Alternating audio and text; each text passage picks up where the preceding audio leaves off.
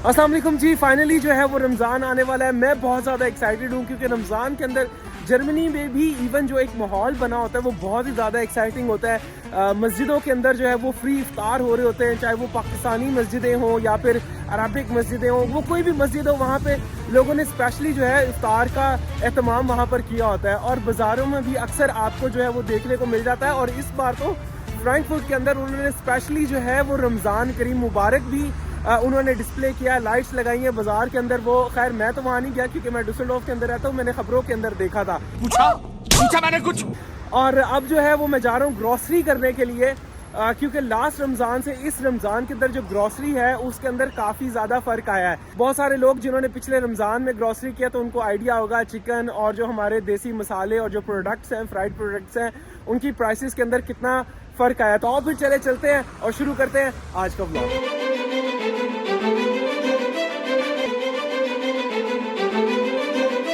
तो चलो भी चलते हैं और चल के चेक करते हैं कि क्या सीन है प्राइसेस का, क्योंकि प्राइस लो जी ग्रॉसरी करने के लिए जा रहे थे। यहाँ पर हमें मिले हैं दो बॉयज और ये जर्मन भी अच्छी बोलते हैं, इंग्लिश भी अच्छी बोलते हैं। टू ऑफ इंग्लिश क्वेश्चन ना या सो से hi to followers. Hi, subscribe you. Thank you. What's your name and yours? Okay see you then, bye. Ramzan मुबारक, बाय। अभी आप लोगों ने देखा कि मुझे ये जो दो बच्चे मिले थे ये जर्मन भी अच्छी बोलते हैं और इंग्लिश भी अच्छी बोलते हैं। इन्होंने बताया कि इनके स्कूल के अंदर जो है वो इंग्लिश भी पढ़ाई जाती है और ये इंग्लिश में बात भी कर सकते हैं। तो जिसका मतलब ये है कि आने वाले दिनों के अंदर जो है वो जर्मनी काफ़ी हद तक और ज़्यादा चेंज होने वाला है। देखा आपने लापरवाही का नतीजा है। मुझे तो खैर अभी तक कोई मसला नहीं होता यहाँ पे। डुसलडोर्फ के अंदर स्पेशली जो है वो काफ़ी इंग्लिश स्पीकिंग लोग हैं। तो खैर चलो चलते हैं और चल के ग्रॉसरी कंटिन्यू करते हैं। तो ले जी इस वक्त जो है वो मैं अपनी देसी एक शॉप के अंदर आ चुका हूँ और यहाँ पर सबसे फ्रंट के ऊपर ही चावल इतनी इकसाम के रखे हुए थे कि मैं देख के हैरान हो गया कि यार इससे पहले यहाँ पर ये जगह खाली हुआ करती थी, इतने राइस नहीं हुआ करते थे। Why too much rice, brother? Because of the Ramadan coming. Ramadan, people eating a lot? Yeah. Why not? Good. They are behind our lager. Nice. The customer here. All kind of rice. Yes, brother. Nice. All kind of rice here we have. And fried items. Yeah. Full. See around. Okay, we'll check. तो ले जी नाज़रीन, सबसे पहले अपने मैं favourite section के अंदर आ चुका हूँ। ये वो सेक्शन है जिसने एटलीस्ट मेरी ज़िंदगी आसान की हुई है, यानी कि ready to eat, ready to cook सामान यहाँ पर ज़्यादातर मिलता है। और लेकिन मुझे यहाँ पर कुछ नज़र नहीं आ रहा क्योंकि कुछ मीठा ही मीठा यहाँ पर मौजूद है। खैर आगे चलते हैं। यहाँ पर जो है वो मुझे सब्जियाँ नज़र आई हैं, मटर करेले वगैरह। खैर उसके साथ ही जो है वो मुझे मीट नज़र आया और सीन ये है कि ये चिकन कबाब है एग्जैक्टली। और ये मेरे ख्याल से 12.99 के हैं और इसके अंदर काफ़ी पीसेज हैं, 15 पीसेज हैं तो काम चल जाएगा। इसके साथ ही जो है वो विंग्स हैं, हलाल विंग्स हैं। इनको बेक करेंगे और जो है ना वो इजी सीन है और फटाफट से तैयार होता है, ज़्यादा कोई काम करना नहीं पड़ता। समोसे के बगैर कैसे तैयारी हो सकती है इफ्तार की? खैर पंजाबी समोसे तो खाते रहते हैं लेकिन चिकन समोसे छोटे वाले इससे बेहतर है कि मैं लाऊं, इनको बनाऊं, उसके ऊपर एक टाइम इन्वेस्ट करूं, पूरा उसका रॉ मटेरियल तैयार करूं। बेहतर ये कि 20 समोसे जो है ना एवरीडे 2-3 भी बंदा ले तो मेरे ख्याल से इफ्तार का एक टेबल जो है ना वो आपका पूरा सज जाता है। तो इफ्तार के लिए मेरे ख्याल से ये काफ़ी हैं। और भिंडी जो है वो भी एक ले लेते हैं क्योंकि ये भी बड़ा आसान है। ये भी 2.99 या 3.99 की है। ये ऑलरेडी कटेड होती है तो ये बड़ा ना सीन इसका नीट एंड क्लीन सीन है, बड़ा अच्छा सीन है, बड़ा ईजीली बन जाती है। और अफ्तारी के अंदर उसके बाद जो है वो यस मुझे पत्ती मेरे ख्याल से चाहिए होगी और पत्ती के लिए ये रही मेरे, हाँ ये मिल गई।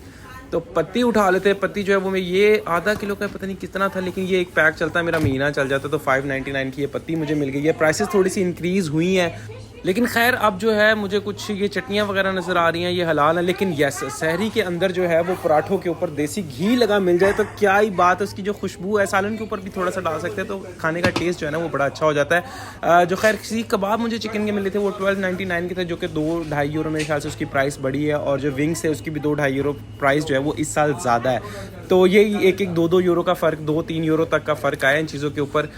मसाले जो है वो बहुत ज़्यादा इंपॉर्टेंट है क्योंकि पूरा महीना तो नहीं, मेरे ख्याल से 15-20 दिन ये चल जाते हैं और ये थोड़ा मुझे मुश्किल हो जाता है हमेशा ये चूज़ करना कि ये अब देखिए जैसे मुझे ये बेसन लग रहा है लेकिन है नहीं, लग भी रहा है नहीं भी लग रहा। तो आप मुझे कमेंट के अंदर बता सकते हैं कि ये क्या चीज़ है, मुझे इसकी कोई समझ नहीं आई।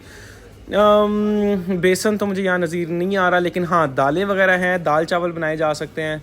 लेकिन सबसे पहले ज़रूरी है मसाले, तो मसाले वगैरह उठा लेते हैं, इकट्ठे कर लेते हैं, वरना फिर मैं भूल जाऊंगा और हमेशा जो है वो फिर मेरा दोबारा चक्कर लगता है, वो और ज़्यादा मुझे मुश्किल हो जाती है।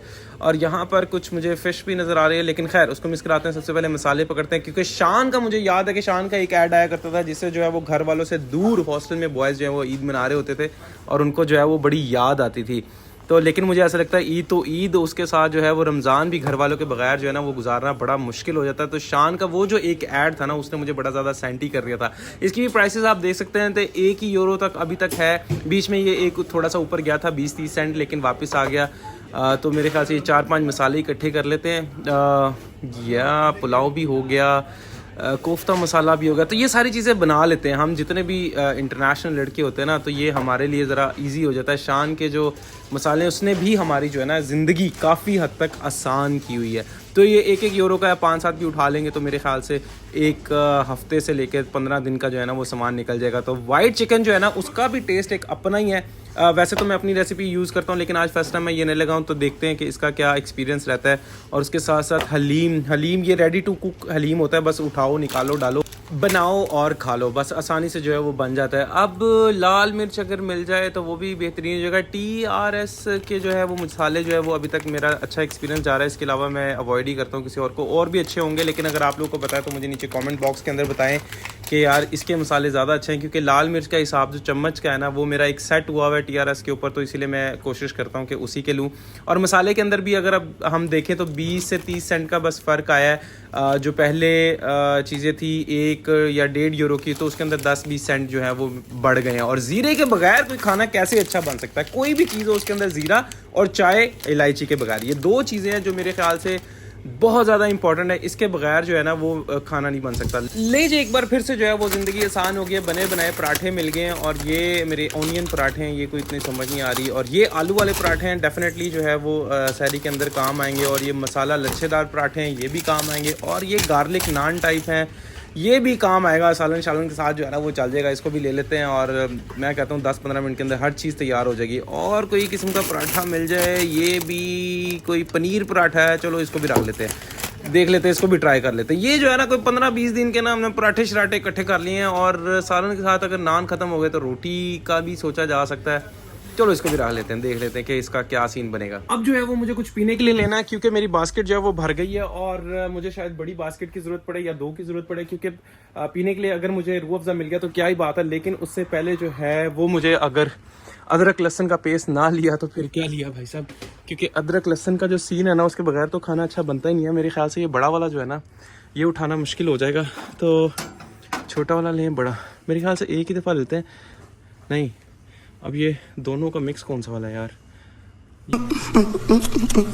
ये तो मसला पड़ गया चाचा जी, ये और ये, या तो मेरे ख्याल से ये जो है ना सही रहेगा। एक ही दफ़ा ले जाते हैं और चेक करते हैं। अच्छा, अपनी बास्केट मैंने वहाँ रख दी है, क्योंकि उठाना जो है वो मेरे लिए मुश्किल हो गया। और मुझे अभी भी पता चला है कि यहाँ पर है साग, और साग अगर मिल जाए तो क्या ही बात है। मैं कहता हूँ वेरी नाइस, साग विद पनीर हो गया। अच्छा, अब मुझे साग क्यों याद आया था? साग मुझे इसलिए याद आया था क्योंकि मैंने यहाँ पर देखा था मकई का आटा। भाई साहब, साग और मकई का आटा साथ हो जाए तो क्या ही बात है। लेकिन अब मसला ये है कि इसकी रोटी बनाएगा कौन, तो इसलिए मैं इसको ले नहीं सकता फ़िलहाल। लेकिन साग तो चलो खाया जा सकता है। शाबाश बेटा, बहुत बड़ी।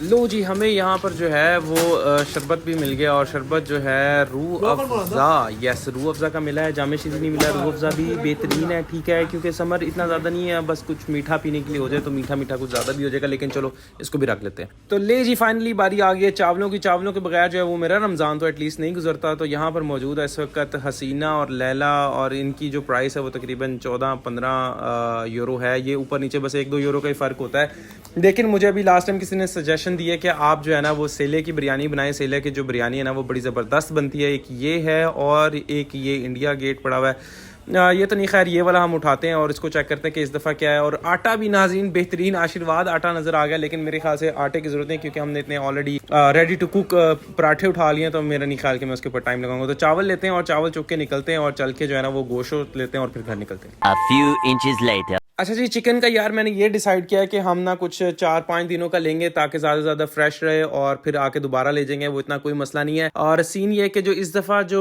चिकन की प्राइसेस हैं वो तकरीबन €1 के अंदर €1.30 €1.40 तक भी इजाफा हुआ है। एक टाइम था जब €2 का पर केजी मिल जाता था, लेकिन अब उस तरह से नहीं मिल रहा। आप लोगों ने लास्ट टाइम कितने का लिया था वो मुझे कॉमेंट बॉक्स के अंदर बता सकते हैं। बीफ की जो प्राइसेस की अगर बात करें तो वो भी इसी तरह से €1-1.5 कम थी, अब वो €1-1.5 ज़्यादा हो चुकी है। और मेरे ख्याल है इतना ही फर्क आया कि अगर ज्यादा फर्क आया तो आप लोग भी मुझे बता सकते हैं। तो मेरे मुताबिक ये ऊपर नीचे राउंड अबाउट जो है ना वो यही कोई फर्क आया इसके अंदर। ऑलराइट नाज़रीन, तो ये था आज का व्लॉग। उम्मीद करता हूँ आप लोगों को पसंद आया होगा। अगर आप लोगों को पसंद आया तो मुझे नीचे कमेंट के अंदर अपना फीडबैक लाजमी दीजिएगा। मिलते हैं नेक्स्ट व्लॉग के अंदर, तब तक अपना बहुत सारा ख्याल रखिए। अल्लाह हाफिज। Sie das schreiben? Ja, natürlich.